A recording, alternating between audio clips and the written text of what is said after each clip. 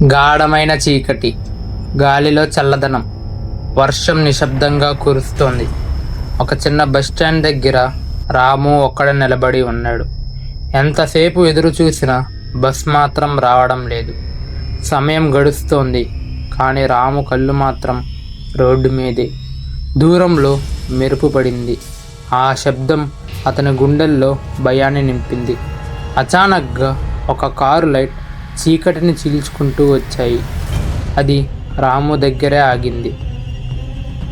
అందులో అతని ఫ్రెండ్స్ ఉన్నారు. ఏమయ్యా రాము, ఇక్కడేంటి? అప్పుడు రాము ఆ ఊరు వెళ్ళాలి అని చెప్పాడు. అయ్యో, మేము కూడా అదే ఊరు వెళ్తున్నాం, ఎక్కు. రాము కారులో కూర్చున్నాడు. కాసేపు నవ్వులు, మాటలు. అచానక్గా ఒక వింత ఆకారం కారు మీదకు బలంగా తాకింది. అది లైటింగ్ వల్లే అనుకున్నారు. కొంతసేపటికి కారు లైట్ ఒక్కసారిగా ఆఫ్ అయ్యాయి. చుట్టూ పూర్తిగా చీకటి. వాళ్ళందరూ కారు దిగారు.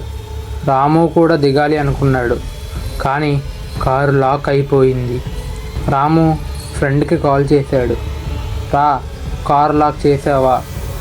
ఏంట్రా, నేను హాస్పిటల్లో ఉన్నా అని వాళ్ళ ఫ్రెండ్ అన్నాడు. వీడియో కాల్లో చూపించాడు. రాము షాక్ అయ్యాడు. ముందుకి చూశాడు.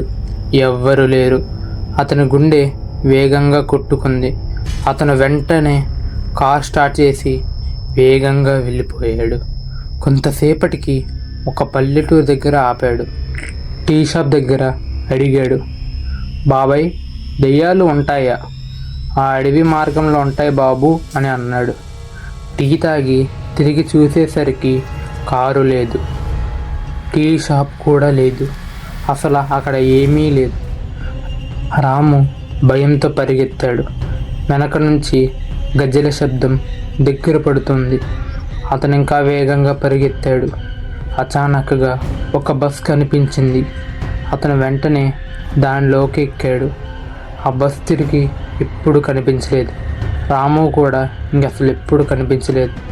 జనం చెబుతారు ఆ బస్సులో ప్రేతాత్మలు ఉంటాయని, అందులో ఎక్కిన వాళ్ళు ఎప్పటికీ తిరిగి రారని, కొన్ని ప్రయాణాలు తిరిగి రావు. ఈ వీడియో మీకు నచ్చితే లైక్ చేయండి, షేర్ చేయండి. మరెన్నో వీడియోల గురించి నా ఛానల్ని సబ్స్క్రైబ్ చేయండి.